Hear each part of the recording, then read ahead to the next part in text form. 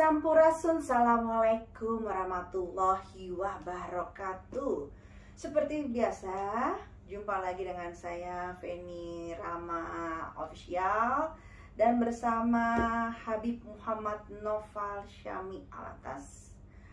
Assalamualaikum, apa kabar Habib? Waalaikumsalam, baik, alhamdulillah. Alhamdulillah ya, alhamdulillah. Semoga semuanya untuk penonton-penonton di rumah juga dimanapun berada juga dalam keadaan baik-baik dan sehat-sehat semua. Oke, sebelum saya melanjutkan apa sih yang dibahas untuk hari ini, jangan lupa untuk ditonton dulu video-video yang sebelumnya, di like, di subscribe, Share, and comment sebanyak-banyaknya gitu. Nah, hari ini kita akan membahas sekitar jenazah lagi. Memang sedikit menarik ya kalau kita membahas tentang jenazah, karena tentunya banyak pembelajaran yang bisa kita ambil, ada hikmah yang bisa kita ambil gitu. Jadi makanya 2 hari ini kita berturut-turut membahas tentang jenazah. Dan kali ini kita akan membahas apa, Bib? Tentang apa nih? ya tentang satu kejadian ya, maksudnya dibilang sih penyakit juga gitu loh. Ibarat kata pembayaran yang namanya badi mayat sebenarnya. Badi mayat. Nah, kejadian ini gimana? Tentunya pasti kan ini pengalaman Habib juga ya. Apa Habib pernah diundang oleh seseorang atau bagaimana sehingga Habib menemukan sebuah kejadian seperti ini yang bisa dibagikan kepada teman-teman di rumah ataupun di mana berada? Jadi kalau untuk masalah badi mayat yang kita jelasin dulu, yang saya jelasin dulu gitu. Badi mayat itu kalau bahasa Indonesianya lah, atau bahasa luasnya itu ketempelan sebenarnya. Cuma beda nih gitu. Antara badi mayat dengan ketempelan itu beda. Nah, badi mayat ini banyak orang-orang yang kena di wilayah Melayu di seberang. Oh, jadi Habib pernah ke sana? Pernah diundang saat itu untuk menyelesaikan satu case lah, atau permasalahan orang yang kena badi mayat. Oke, gitu. Berarti di negara tetangga dong, Bib ya? Di negara tetangga, karena nama badi mayat itu kan bahasa Melayu. Oke. Bahasa Melayu. Maksudnya badi mayat itu adalah ketempelan dari dari ruh mayat tersebut. Gitu. Nah, gimana sih kisahnya kok bisa ada ketempelan kayak gitu? Awalnya tuh gimana? Habib dihubungin nih. Jadi pas itu tiba-tiba dihubungin. Kita nggak tahu, karena yang ngubungin bukan ke Habib langsung, ke asisten gitu kan. Tiba-tiba asisten ngomong, Bib, ini ada pasien, dia bilang. Di mana? Di negara tetangga, dia bilang gitu. Oh, ya udah, ya penting kita siapin badan, kita siapin ini gitu kan. Kita siapin apa, insya Allah kita berangkat. Bilang aja kapan mereka siapnya, insya Allah kita siap berangkat. Nah, sebelum Habib dapat panggilan di negara tetangga itu, Habib pernah nemuin case kayak gini nggak? Maksudnya kejadian kayak gini? Kalau di Indonesia terutama ya mungkin hampir sama dengan ketempelan jin tersebut ya. Nah, bedanya di sini kan ketempelan badi mayat dengan ketempelan itu beda. Permasalahan di negeri seberang ternyata sama di Indonesia. Nah, biasa kalau di Indonesia, saya sendiri itu banyak yang ketempelan orang yang misalkan anak kecil main di maghrib main di kuburan, atau ada orang yang masuk satu wilayah enggak permisi, assalamualaikum gitu loh. Atau orang-orang yang paling banyak sih orang-orang yang ke satu daerah atau ke satu tempat-tempat sakral itu omongannya nggak benar, terus tidak menghormati yang ada di sana gitu loh, leluhur atau jin-jin yang ada di sana, akhirnya ketempelan gitu loh. Nah, ketempelan ini kenapa dibilang ketempelan ini bisa sakit atau apa? Karena sebangsa jin ini kan menyerap energi. Nah, tubuh kita yang mengeluarkan energi itu diserap sama dia, akhirnya bisa jadi lemas, malas makan, terus ibarat kata pucat gitu loh. Sama kayak orang sakit pada umumnya ya? Sama kayak orang sakit pada umumnya. Makanya sebelum itu kan kita tes medis dulu gitu loh. Nah, kalau tes medis memang di medis itu nggak terdeteksi atau apa, ya berarti memang ada gangguan dari luar medis gitu, non medis. Cuman kalau dari medis itu ada, memang ketempelan-ketempelan ini itu banyak sebenarnya, di medis pun ketangkep gitu loh. Kayak apa, kayak kekurangan darah, itu ada yang ketempelan-ketempelan. Bahkan orang-orang yang kena teluh atau santet itu ada yang sampai dibilang anemia gitu, kekurangan darah, karena jin yang dikirim ke sana itu nyedot darah orang tersebut gitu. Sadar tanpa sadar. Kayak misalkan kalau orang dikirim batara karang, ada teluh dengan menggunakan media batara karang. Nah, batara karang ini kan prosesnya itu disuguhkan darah, karena batara karang ini makannya darah. Banyak orang-orang kis agak semua ya, maksudnya banyak orang yang kena kis permasalahan itu darahnya itu dihabis gitu. Jadi orang medis bilang anemia gitu lah. Ada juga seperti itu ya. Ada juga yang seperti itu. Oke. Nah, ceritanya nih waktu kan Habib dihubungi nih. Terus Habib berangkatlah ke negara tersebut. Negara tersebut berangkat, akhirnya di airport dijemput. Nah, saat dijemput kita ke tempatnya beliau. Ternyata rumahnya nggak terlalu besar, rumah biasa lah di sana. Dan ternyata dia itu punya profesi tukang mandiin mayat. Gitu. Tukang mandiin jenazah. Nah, mungkin si bapak-bapak ini ustadz lah, kita panggil juga ustadz dia. Namanya orang mandiin mayat, nggak semua orang bisa. Emang pekerjaan dia? Pekerjaan dia. Gitu. Nah, tapi kalau di negara seberang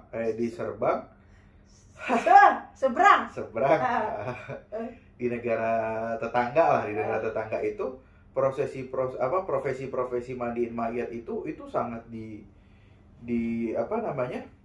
dihormati, beda sama di sini. Oh gitu. Karena ilmu mandiin jenazah itu nggak semua orang bisa. Dan makanya banyak di Indonesia pun orang sekarang mandiin mayat udah jarang yang mau untuk belajar cara mandiin mayat. Padahal itu profesi yang benar-benar sangat dibutuhkan. Gitu. Nah, tapi kalau di negara tetangga itu benar-benar diapresiasi banget gitu loh. Bayarannya juga Masya Allah. Dan rumah sakit itu ngambil orang-orang benar-benar yang tahu agama, tahu fikihnya tentang mandiin mayat. Secara profesional dalam agama. Gitu. Bukan profesional tentang teori aja gitu loh. Cuman orang-orang yang benar-benar bisa mengaplikasikan cara mandiin mayat tersebut di sana. Suatu ketika pas sampai sana, ternyata yang kena itu 2 gitu. Si bapaknya ini sama anaknya. Oh gitu, Beb. Jadi anaknya ini masih muda, sekitar umur 16-17 tahun lah. Gitu, masih ibarat kata masih SMA, masih SMA lah dia di situ. Praktek gitu enggak? Nah, ternyata saya tanya, kenapa ini begini. Nah, memang mukanya pucat banget dua-duanya. Oh, jadi Habib udah ngeliat tuh? Udah ngeliat. Pas ke sana itu memang saat sampai di sana, ternyata yang nganterin kita, yang jemput kita itu kan keluarganya mereka gitu kan. Nah, dia itu udah duduk aja. Mukanya itu udah putih pucat. Nah, yang anak ya udah nggak bisa bangun. Udah tidur aja gitu, pucat. Mau makan juga susah, dia males. Kayak mau makan itu muntah lagi. Ya kayak kalau kita lihat, kalau medisnya kita lihat ya kayak kena tipes lah. Gitu. Ya kan? Nah, saya tanya, udah ke medis? Udah, dia bilang. Cuman nggak ada. Cuman dikasih obat-obat vitamin atau apa gitu loh, suplemen lah. Ternyata memang nggak terdeteksi dengan penyakit medis gitu. Oh ya udah. Nah, saat itu saya wirid, di situ saya minta ruangan khusus seperti biasa. Saya ke situ berdua sama asisten. Yang satu asisten saya nyiapin lah itu namanya, saya butuh media-medianya lah, kayak air, garam atau apa. Nah, di situ saya wirid. Nah, saya wirid, ternyata yang datang kok bukan kayak sosok jin jelek sebenarnya, enggak. Cuman apa namanya, kayak ruh gitu. Kayak Datang itu nggak nakut-nakutin. Biasanya kalau kiriman atau santet telur atau apa itu nyerang. oh gitu Bib. Nah, kalau ini nggak nyerang, Jadi lebih gimana dia? cuma dia diem aja dari jauh gitu. Heeh. Diem aja. Saya wirid lagi dalam hati itu, saya tanya kenapa nih kayak gini. Saya tanya. Nah dia mulai tuh ngedekat, tiba-tiba duduk di depan saya. Duduk di depan saya. Face to face dong. Face to face duduk di depan saya. Saya tanya kenapa? Apakah ini perbuatan Anda gitu loh, sampai ini bapak sama anak ini sakit seperti ini gitu kan. Nah dia bilang sebenarnya bukan saya mau seperti ini, dia bilang, cuman memang kesalahan dari bapak dan anak tersebut. Oh gitu. Oke. Jadi mereka ada salah. Ada salah sama si jenazah atau ini. Nah dia bilang sebenarnya bukan dia manggil, bukan kesalahan saya Tuhan, cuman memang saya memberi satu pelajaran kepada dua orang ini, dia bilang, karena memang perbuatan mereka yang menyakiti hati saya, dia bilang gitu loh. Saya bilang kenapa bro? Nanti Tuhan tanya saja sendiri. Nah saya bilang ya udah, sekarang saya minta maaf atas nama dua orang tersebut, saya minta maaf, tolonglah gitu. Saya insya Allah kita doain Anda juga, beliau biar tenang, saya bilang gitu kan. Ya udah, akhirnya saya wirid, saya baca tawasul, terus diniatin juga buat si ruh tersebut. Udah, saya selesai, saya balik ke dua orang tersebut, saya rendengin. Maksudnya apa bahasa rendengin tuh ya? Jejerin duduknya. Dijejerin. Nah, pertama saya tanya, ini kenapa awalnya? Gitu. Nah, kalau anaknya udah nggak mau ngomong lah, udah lemes banget. Ibarat kata udah ya dibilang mati segan mati segan mau itu ya begitu hidup gitu. Segan mati tak mau. Nah, udah begini aja gitu. Tapi ada baunya nggak sih Bib? Body mayat itu? Tergantung jenazah yang diomongin. Tergantung ruh yang datang. Kalau ruh itu benar-benar jelek dan emang matinya itu gak wajar, pasti ada baunya gitu. Tapi kalau misalkan dia baik itu nggak ada. Tapi kan biasanya kalau kayak gitu kan agak-agak dong, kenapa? Iya benar. Tapi yang ini sih nggak ada bau gitu loh. Di sini. Akhirnya saya tanya sama bapaknya ini, kenapa? Iya Bib, dia bilang jadi 4 hari yang lalu, dia bilang saya mandiin satu jenazah. Nah jenazah ini mati gantung diri, dia bilang. Oh gantung diri, jadi dia meninggalnya. Dia gantung diri. Dan saat itu keluarganya nggak ada. Jadi saat di rumah sakit itu dia mau mandiin jenazah ini, nggak ada persetujuan dari keluarga. Emang dia nggak punya keluarga atau gimana kalau dengar ceritanya Bib? Nah kalau dengar ceritanya kita nggak tahu, tapi usut punya usut, ini mayat ini jenazah ini memang dia itu gantung dirinya di pohon, di hutan, gitu, ketemu sama ibarat kata orang yang lagi nyari tanaman liar di situ.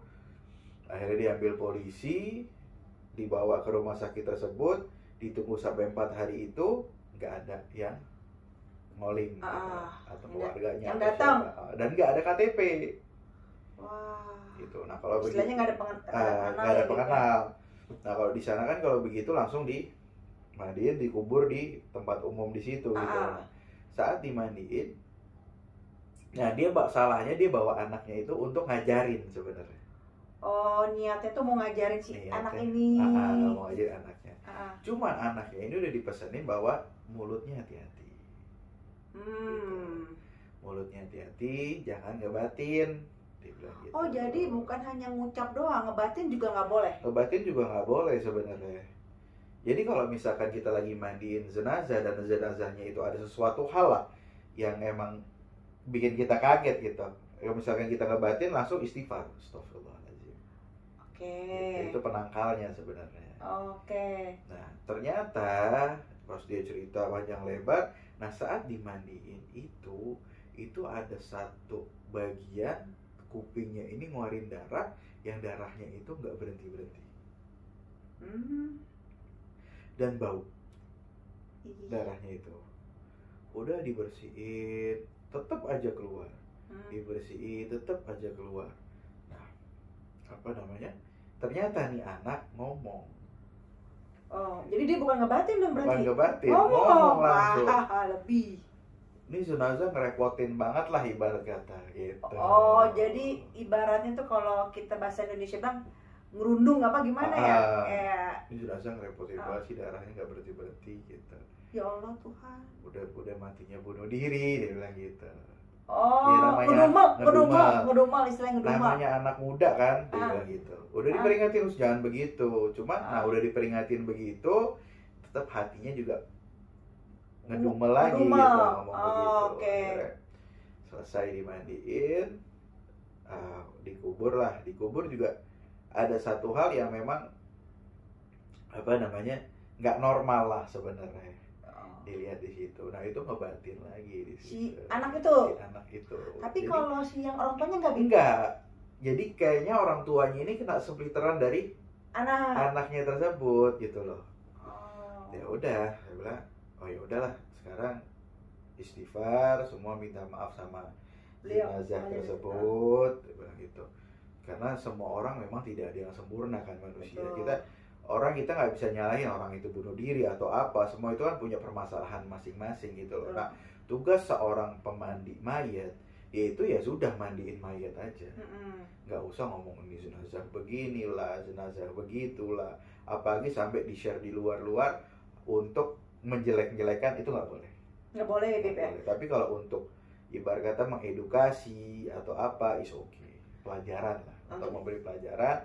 Cuman itu pun harus izin lah, misalnya kita tawasul dikirim doa kalau dia juga gitu loh, itu is okay, nggak apa-apa. Atau perlu ada jeda hari?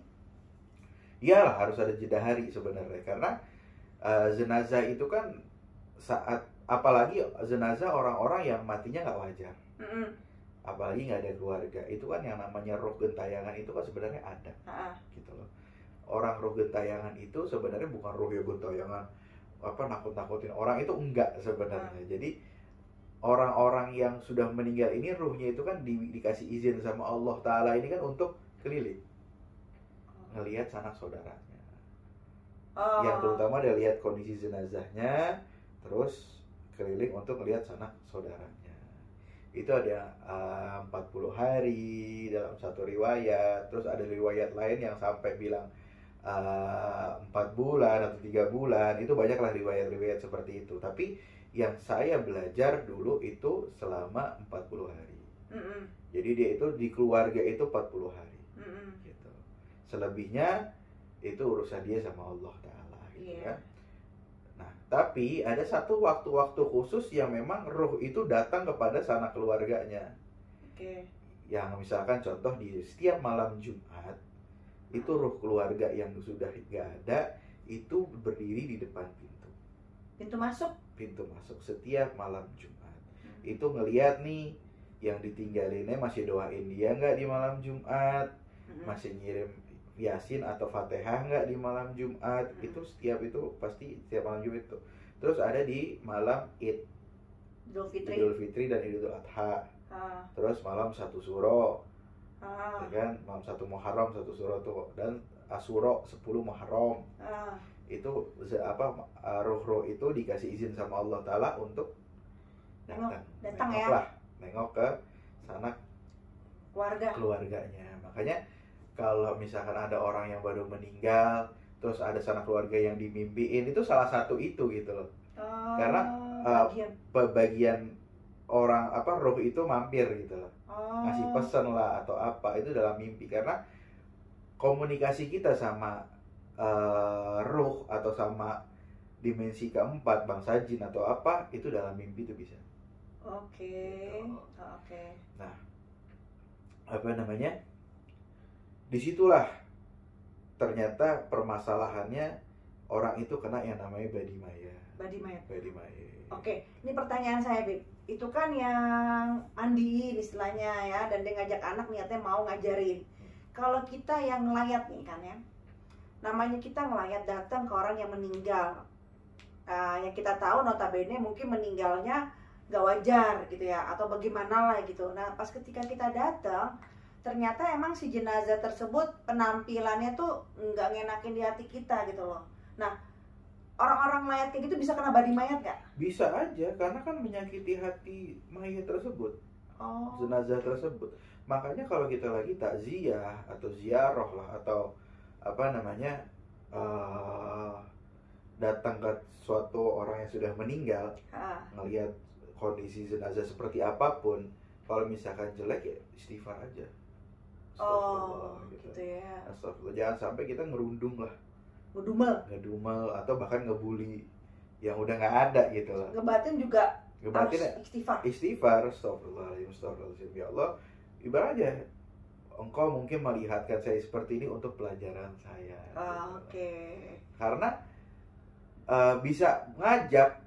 Nah, kenapa bedanya badi mayat sama ketempelan tersebut adalah badi mayat ini bisa ngajak orang ini mati juga gitu loh. Ibarat kata itu mayat ya, sama aja ada namanya penyakit ain. Penyakit mata gitu loh. Rasulullah juga bilang ada satu penyakit yang bisa mematikan orang sebelum takdirnya adalah penyakit ain. Penyakit mata. Nah kalau penyakit mata itu apa? Itu kan tadi kita ngerundung orang yang udah nggak ada. Ya kan? Nah kalau penyakit mata itu bahkan kita dipuji sama orang itu bisa kena penyakit. Yang namanya penyakit ain. Makanya kalau kita nge-share foto, nge-share apa, bisanya kalau bisa apa namanya, di komennya itu ada Masya Allah, Tabarakallah, atau Allahumma sholli ala Muhammad. Jadi orang yang ngebaca itu langsung ngucap itu. Gitu. Nah itu penangkalnya penyakit ain sebenarnya. Nah kalau enggak, nah makanya kalau anak-anak bayi itu kalau di Hadromut dulu itu dikasih hitam-hitam di sini, dikasih mur namanya. Itu misalkan di foto biar nggak kena ain. Gitu. Dikasih ini apa namanya? Ada yang Asmaul Husna baru dia lahir, Allah, Ar-Rahman, Ar-Rahim sampai terakhir, ada cuman titik doang di sini. Itu bukan budaya India atau budaya Arab, enggak. Itu memang ada satu penangkal. Penangkal apa namanya, penyakit ain. Atau kita apa namanya, pajang tulisan-tulisan Masya Allah, Tabarakallah di rumah. Biasanya rumah pun bisa kena penyakit ain. Jadi bukan manusia aja, rumah pun bisa. Jadi kalau rumah kita misalkan bagus nih, orang bilang rumahnya bagus banget ya, kitanya oh iya benar. Nah itu rumah itu bisa tiba-tiba rusak. Itu bisa aja. Jadi penyakit ain ini bisa kemana-mana gitu. Makanya kalau bisa rumah itu ada tulisan Masya Allah, Tabarakallah, atau Allahumma sholli ala Muhammad wa ala Muhammad, sholawat atau apalah gitu. Itu buat penyangkal penyakit ain. Nah itulah ada aja badi mayit, penyakit ain, itu orang apa, sesuatu hal yang bisa membawa kita itu ke penyakit-penyakit hingga sampai kematian juga gitu. Nah saat orang itu istighfar, orang itu minta maaf sama itu jenazah, tiba-tiba anaknya pingsan, ternyata pingsan itu didatengin sama roh tersebut. Jadi dia cerita nih si anaknya gimana tuh? Dia pingsan, dia sadar, saya tanya kenapa, itu didatengin, akhirnya minta maaf, dia maafin, dan pelajaran buat mereka gitu loh. Alhamdulillah 1 hari sembuh. Alhamdulillah, kan kita mandiin juga prosesinya. Pokoknya benar-benar kita, lo tobat lah gitu, tobat benar-benar. Makanya satu profesi yang sebenarnya, kenapa profesi mandiin mayat itu di sana benar-benar diapresiasikan gitu loh, itu karena memang nggak semua orang bisa. Satu, untuk menjaga mulut, itu yang paling susah, menjaga mulut ya. Satu, untuk menjaga hati. Betul. Itu profesi-profesi yang benar-benar susah karena betul, lahir batin nih kita harus kita jaga gitu, dari mulut dan hati harus benar kita jaga. Nah banyak juga kita di Indonesia pun sebenarnya banyak perihal-perihal yang seperti itu juga ada. Cuman kan bahasanya beda. Yang saya bilang tadi ketempelan. Nah itu juga itu, karena jenazah itu saat dikuburkan memang ditanya sama malaikat mungkar dan nakir, man robuka, man nabiyuka, man kitabuka, terus apa, siapa saudaramu dan lain-lain. Dan juga diizinkan sama Allah Ta'ala untuk melihat sanak keluarganya selama waktu yang ditentukan tadi gitu loh. Dan juga orang-orang soleh itu bisa dapat keistimewaan, bahkan setiap hari dia bisa ngelihat keluarganya.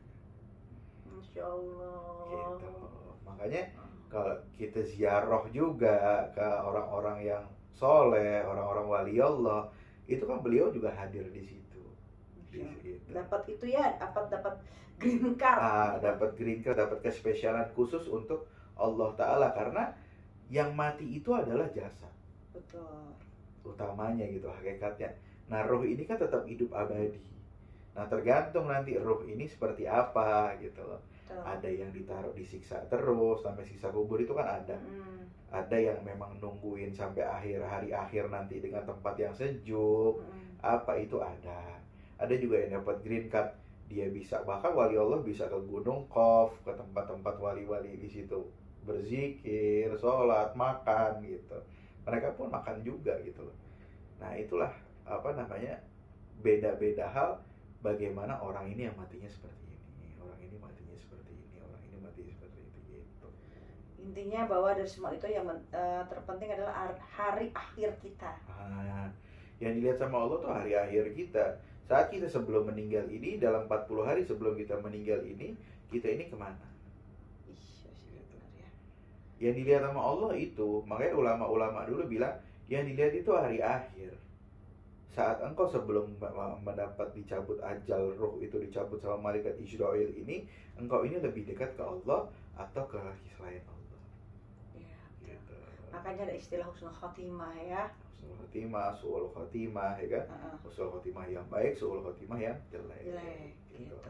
Itu bisa dilihat dari hari akhirnya. Insya Allah kalau misalkan hari akhirnya dia sholat, dia mendekatkan diri dengan kebaikan, ya, gitu loh, ke majelis taklim, dia sering sedekah ke anak yatim, dengan benar-benar dia pasrahkan semua sedekah tersebut karena Allah. Iya, bukan karena ria.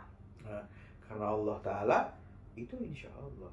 Iya, betul. Insya Allah. Makanya banyak orang yang bilang, lo ngapain ngasih sesuatu hal dibikin konten, dibikin apa? Kalau konten itu beredukasi, diniatkan edukasi untuk orang biar ngikutin bersedekah, is okay, nggak apa-apa. Cuman kalau dalam hati yang pengonten itu, atau yang di video itu, atau yang nge-share itu untuk biar dilihat sama orang, hilang semua. Betul. Percuma. Kalau saya malah justru punya prinsip kayak gini, Bib. Ibarat kata tangan kanan memberi, tangan kiri nggak perlu tahu. Iya, benar. Gitu loh. Even itu apalagi kalau kita memberinya misalnya ke panti asuhan atau ke anak yatim, sebisa mungkin merahasiakan kalau saya. Makanya ibarat kata lebih baik nulis hamba Allah atau bagaimana gitu. Benar. Nggak perlu semua manusia harus tahu gitu masalah itu gitu loh, Bib. Sebenarnya kan makanya urusan ikhlas itu kan antara person dan Allah. Betul. Gitu. Jadi kalau dia bilang begini, ini banyak permasalahan, makanya orang-orang yang apa namanya, salah satu ini juga profesi mandiin mayat juga ya. Kenapa di Indonesia ini tidak diapresiasikan gitu? Karena banyak kan anak-anak muda zaman sekarang itu paling malas itu belajar tentang cara mandiin mayat. Bahkan banyak orang juga yang nggak tahu caranya sholatin mayat, itu banyak yang nggak tahu. Nah ini kan harus tahu kita bagaimana caranya, terutama laki-laki gitu. Ini harus tahu nih bagaimana caranya mandiin mayat, bagaimana caranya ini. Nah beda sama negara seberang yang saat cari ke sana gitu. Oke, sangat mengapresiasi ya. Karena tahu sekarang pada zaman ini mungkin makin sulit untuk yang mau punya profesi mandiin mayat atau ya yang berurusan dengan jenazah lah ya. Karena pertama mungkin ya karena tidak diapresiasi sehingga dia berpikir bahwa nggak ada uangnya, tanggungannya kurang seperti itu. Nah itu menurut aku sih tolong diperhatikan ya untuk hal-hal kayak begitu. Karena ingat loh, mereka yang mengantarkan kita ketika pulang bersih itu bagaimana gitu, selain amal ibadah kita, mereka juga terus serta membantu kebersihan kita ya, Bib. Iya, makanya kan apa namanya, saya juga pernah dapat satu permasalahan di daerah Jawa Barat juga, di Depok. Ada satu murid saya saat itu, ini puasa-puasa, tiba-tiba kita ditelepon, Beb, tolongin Beb ke sini Beb, gitu apa, ke daerah inilah di Depok. Oke, kita ke sana. Ternyata orang tuanya yang bapaknya itu nggak ada, meninggal. Cuman baru diketahuin selama 4 hari. 4 hari baru diketahui bahwa bapak ini meninggal di dalam kamar. Oke. Emang dia tinggal sendiri? Tinggal sendiri bapaknya. Bapaknya tinggal sendiri di kontrakan petak gitulah. Jadi dia punya kontrakan satu kamar buat dia gitu. Dia di situ sendiri. Ternyata meninggal baru ketahuan 4 hari. Sebelah minjalik. Ya kan? Itu kan udah ngeluarin bau mau nggak mau kan, mau nggak mau kan. Nah itu subhanallah kita ke sana langsung saya ingat yang namanya sesuatu hal yang ngeluarin bau itu penangkalnya kopi. Kopi itu bisa nyerap bau. Akhirnya saya beli kopi, saya siramin kopi dulu di situ biar baunya agak mending lah. Nah, siapa di sini yang saya tanya, siapa di sini yang bisa mandiin mayat, ustadznya atau siapa gitu kan? Ada Beb situ, samperin itu nggak mau. Kenapa? Karena ngelihat mayatnya udah 4 hari, nggak mau diurusin. Nah ini Pak Rasulullah sebenarnya kalau di satu kampung itu nggak ada satu yang bisa mandi mayat tapi nggak mau mandiin mayat, walaupun mayat itu keadaan apapun, itu satu kampung bisa kena balanya Allah. Ya Allah, astagfirullahaladzim, maksudnya minjalik. Iya. Karena kan orang yang bisa punya ilmu mandiin mayat kan harus diamalkan. Dan itu membantu orang lain. Pahalanya juga besar dong di situ. Ini nggak mau karena udah 4 hari, akhirnya ya alhamdulillah mau nggak mau kita nyuruh anak-anak majelis, udah kita yang ngurus. Gitu. Sampai juga nggak ada yang mau nyolatin Ustadz.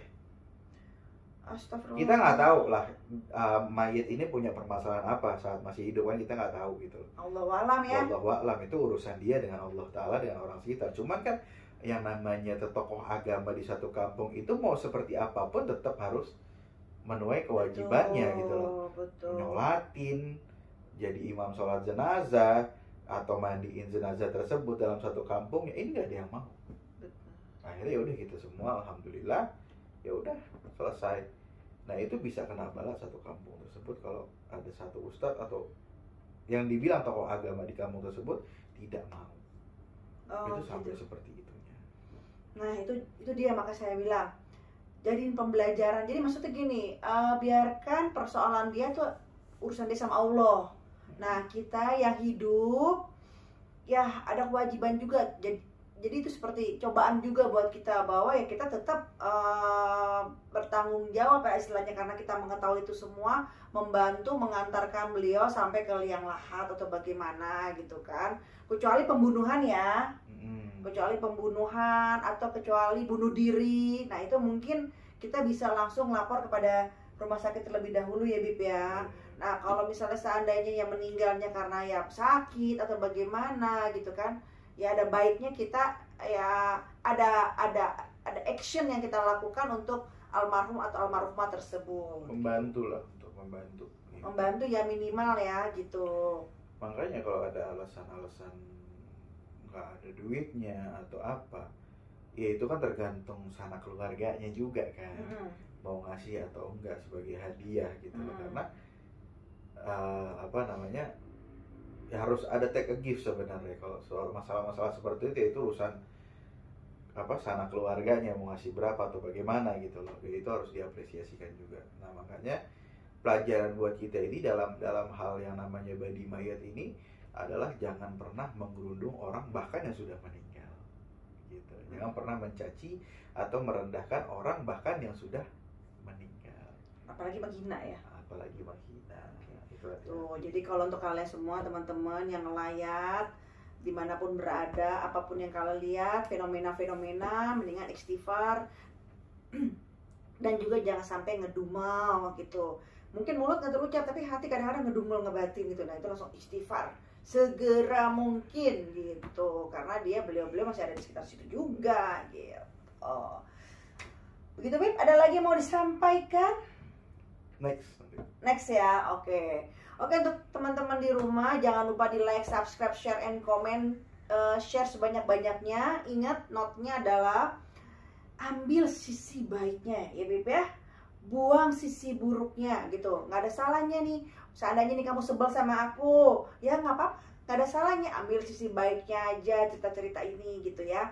Oke, sampai ketemu lagi dengan saya dan Habib Muhammad Naufal Syamil Alatas di cerita-cerita selanjutnya. Salam bahagia, assalamualaikum warahmatullahi wabarakatuh.